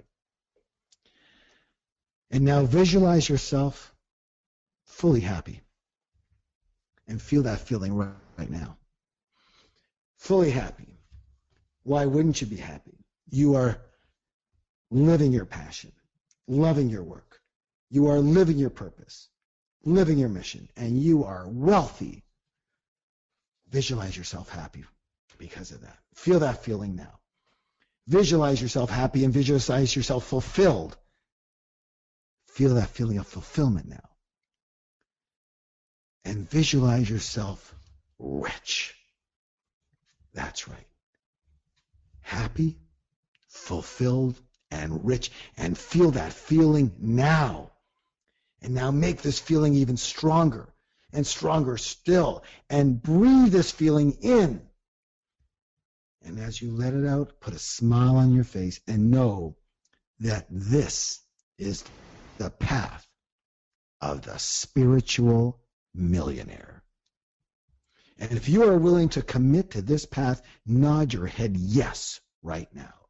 Nod it physically so you can feel it. Yes, I commit to the path of the spiritual millionaire. And now with your eyes still closed, touch your heart with your hand and say, I am a spiritual millionaire, and really feel it.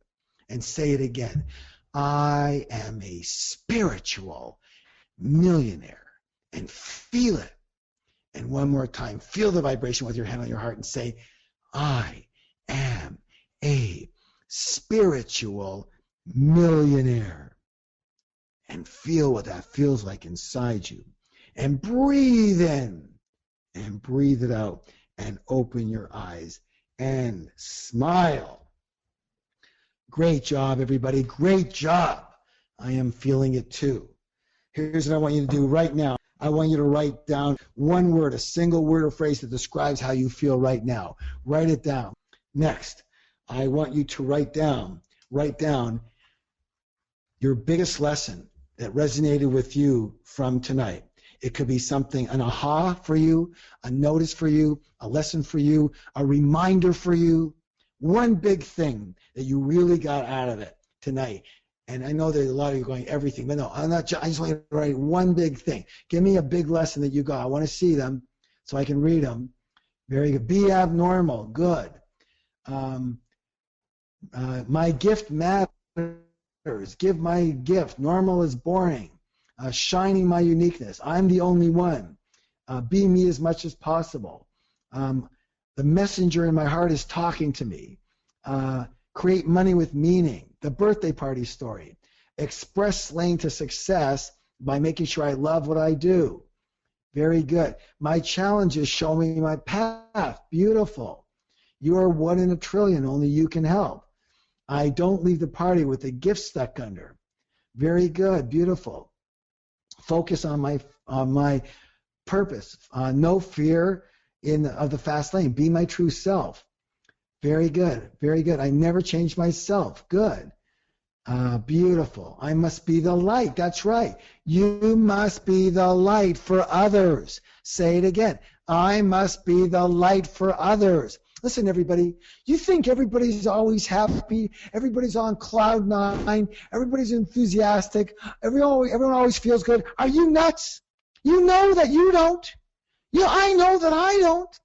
Everybody needs a lift sometimes, don't they? Everybody, including me, including you, everybody needs a lift. Everybody has problems. Everybody needs those problems solved. You are the light to them. Giving your gift is the light that they need, and they can only get it for you. Give me one last example that is so important. The receptacle and the plug. And for every plug, everybody listening, you are a plug. And there are receptacles out there that can only take you. You are the only one that will fit into their receptacle. They will only hear it from you. They can only get it from you. They will only resonate from you. You understand? Only from you. You're the only one that can give it to them. And everyone out here, you are a receptacle. And you will only get what you need from certain people. You only resonate with them. And otherwise, you won't hear it. Maybe tonight you understood about purpose and passion and creating and combining that with wealth, and maybe you heard that from me, and I'm hoping you resonate with me, and I'm the plug and you're my receptacles. But some of you and other people in the world that are not on this call and not on this webinar, they don't resonate with me. They won't resonate with me. They need a Thich Nhat Hanh, or they need that's my time. They need a Buddha or something, someone with a different flair and a different flavor for them to resonate with. Do you understand? So you are the same. Some people are waiting. They're just waiting for you, everybody. Some people are just waiting for you. They're in the darkness until you show up, and you're the light that shines on them. And without you, they don't have that light. They don't have that light. You are important. You are important.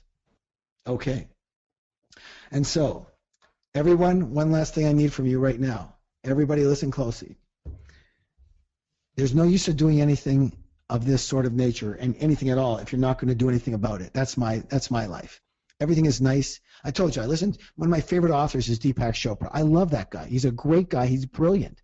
But at the end of his talk, at the end of his seminar, I go, and so? And now what? What do I do? What do I do? What can I do?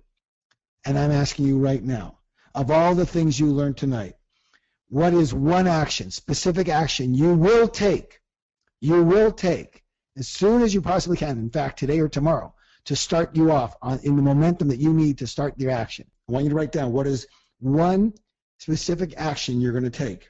Don't be vague. Don't be, I'm going to start living my passion. You know, maybe you say, I'm going to journal right now. I said, after this call, after this webinar, 10 minutes, everyone pull out your journal. And so you might say, I'm going to write a list of all my natural talents and possible gifts. Or I'm going to put a talk together and teach people how to overcome a big problem that I overcame, which was my weight or whatever it was. Very good. Alexa, let me see. Make a list of my 10 gifts. Good. List of things I enjoy doing. Beautiful. I have to quit my job. Darlene, quit your freaking job. Don't be afraid. You might need to transition out of it. Maybe it's that you don't do that tomorrow. If you wrote down, quit my job, quit it. You wrote it from a place of heart and spirit, not fear from a change. That's why I put you in these visualizations, so you will come from a place of heart and spirit before you write down your ahas, before you write down your action. Go with it. But again, you don't have to do it tomorrow. You say, I am quitting this job, I'm leaving this job, and I'm moving into something, and I'm going to transition into that. I will approach my work with the full expression of who I am. Listen, I'm going to tell you something right now. I have another program. I'm not really going to tell you about it right now, and it's called the Life Makeover Program. But I can tell you right now, from what I'm seeing right now, I want every single one of you to be on this program. Every single one of you needs to be on it. You need to learn how to take action like the next minute, okay? And I'm going to force you on this. And I don't.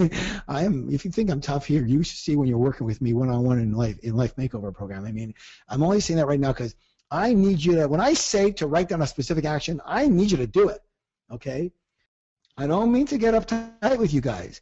We're coming from heart here, but I am still coming from heart. My heart can be out loud and outlandish and abnormal. And hey, I need you to get the impact here. I don't need vagueness. Vagueness does not create your reality. Specificity does. I need you to be specific. Very good. Good. Now I'm starting to see some really good ones here. I'm writing 10 pages. Good. That's good. Here's what I want you to do. If you're in Life Makeover, I wouldn't even let you write 10 pages, Alicia. I need you to write one. And if you have more time, you can write 2 or 3. But commit to one. It's all about commitment. Commit to one only. Then you'll frickin' do it because one is easy. I only want you to do what's easy, you understand? I need you to take action. Action creates progress, and progress creates momentum. You guys have been great. Here is your mantra and declaration for the week. I hope you've been doing it, not just because it changes your energy, but it does change your energy. It changes the world's energy. This is a beautiful mantra. You're going to love this mantra. Before I even tell you what the mantra is right now, I want to see who is going to do it.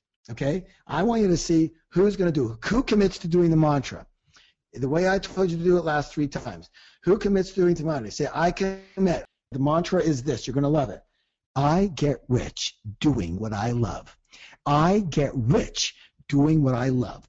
I get rich doing what I love. And by the way, when you do what you love, 99% part of that will be your mission and your purpose, because your love, your heart, your spirit are all entwined in one thing.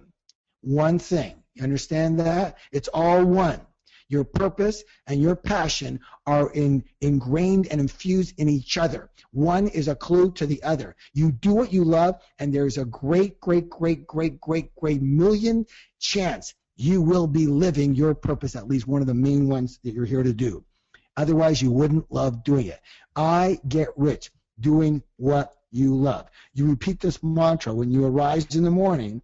You repeat it before every meal. You repeat it before you go to sleep. 3 times each to yourself out loud. Does that take long? I get rich doing what I love. I get rich doing what I love. I get rich doing what I love. That was one. All I ask you to do is do that 5 times in a day. Will you do it? Will you do it? Will you commit to yourself? Will you commit to me? Will you commit to me? Will you commit to doing it? I love you. I love you. I love you so much. And thank you so much. And thank you for blessing me with the opportunity to teach and work with you and teach what I've been so grateful to get myself. And again, in this case, I am the plug, you are the receptacle. But I want you to know, in what you have, where you are the plug, I am the receptacle. You can teach me. I might know certain things that might be able to help you. I hope it does help you. If you use them, I guarantee they will help you. They certainly changed my life, and I feel it. I have over 1 million students. They've helped change their life. But every single one of you has a gift. And if you were doing a seminar and you right now or whatever you do, I guarantee I'd be sitting there taking like crazy, just like you are. And I'd be participating just like you are. Because I don't know what you know. That's your gift.